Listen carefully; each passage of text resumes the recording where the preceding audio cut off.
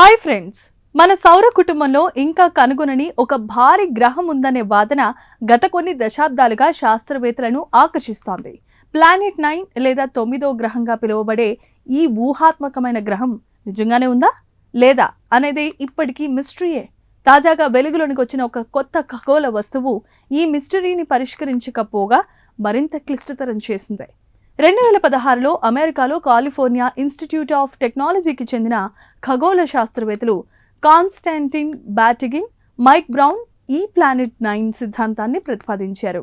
నెప్ట్యూన్కు అవతల ఉన్న కైపర్ బెల్ట్లో కొన్ని ఖగోళ వస్తువుల కక్షలు అసాధారణంగా ఉండటానికి భూమి కంటే అనేక రెట్లు పెద్దదైన ఒక తెలియని గ్రహం కారణమై ఉండవచ్చని వారే సూచించారు. కైపర్ బెల్ట్ అనేది నెప్ట్యూన్కు అవతల ఉన్న మంచు ఖగోళ వస్తువులు, గ్రహ శకలాలు, మరుగుజ్జు గ్రహాలతో కూడిన విశాలవంతమైన ప్రాంతం. ప్లూటో కూడా ఇందులో ఒక భాగమే.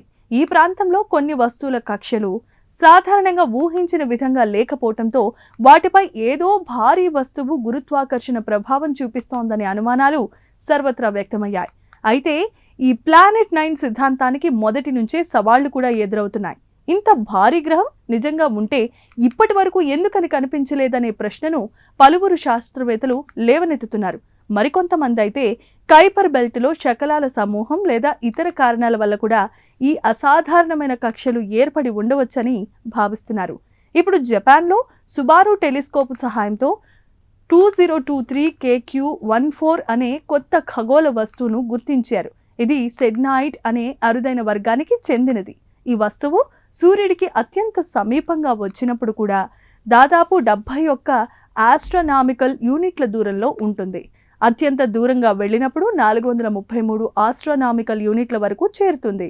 పోల్చి చూస్తే నెప్ట్యూన్ సూర్యుడి నుంచి కేవలం 30 ఆస్ట్రానామికల్ యూనిట్ల దూరంలో మాత్రమే ఉంటుంది. ఈ కొత్త సెడ్నాయిడ్ కక్షను పరిశీలించిన శాస్త్రవేత్తలు అది ఆశ్చర్యకరంగా స్థిరంగానే ఉందని గుర్తించారు. ప్లానెట్ 9 వంటి భారీ గ్రహం దగ్గరగా ఉంటే దాని కక్షలో మరింత అస్థిరత కనిపించాల్సి ఉండేదని వారే చెబుతున్నారు. దీంతో ప్లానెట్ 9 ఉంటే అది ఇప్పటి వరకు ఊహించిన దానికంటే మరింత దూరంలో ఉండాల్సి వస్తుందని అంచనా. మరింత ఆసక్తికరమైన విషయం ఏంటంటే ఇప్పటి వరకు గుర్తించిన 4 సెడ్నాయిడ్ వస్తువులు దాదాపు స్థిరమైన కక్షలనే కలిగి ఉన్నాయి.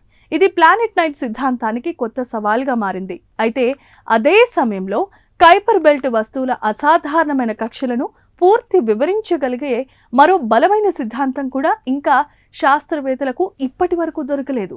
చూశారు కదా, సౌర కుటుంబం అంచుల్లో దాగి ఉన్న ప్లానెట్ 9 కోసం ఖగోళ శాస్త్రవేత్తలు ఇంకా అన్వేషణ కొనసాగిస్తూనే ఉన్నారు. తాజాగా గుర్తించిన 2023 KQ-14 అనే సెడ్నాయిడ్ వస్తువు ఆ గ్రహం ఉనికిపైనే కొత్త ప్రశ్నలను లేవనెత్తింది. ప్రస్తుతం ప్లానెట్ 9 ఉనికిని నిర్ధారించే ప్రత్యక్షమైన ఆధారాలు లేనప్పటికీ దానిని పూర్తిగా ఖండించే ఆధారాలు కూడా లేవు. మరిన్ని శక్తివంతమైన టెలిస్కోపులు, భవిష్యత్తు పరిశీలనలతో ఈ ఖగోళ మిస్టరీకి సమాధానం దొరికే అవకాశం ఉందని శాస్త్రవేత్తలు భావిస్తున్నారు. ఈ ప్రత్యేకమైన కథనంపై మీ అభిప్రాయాలు కామెంట్స్ ద్వారా తెలియజేయండి. వీడియో నచ్చితే లైక్ చేసి ఛానల్ని సబ్స్క్రైబ్ చేసుకోండి. Thank you.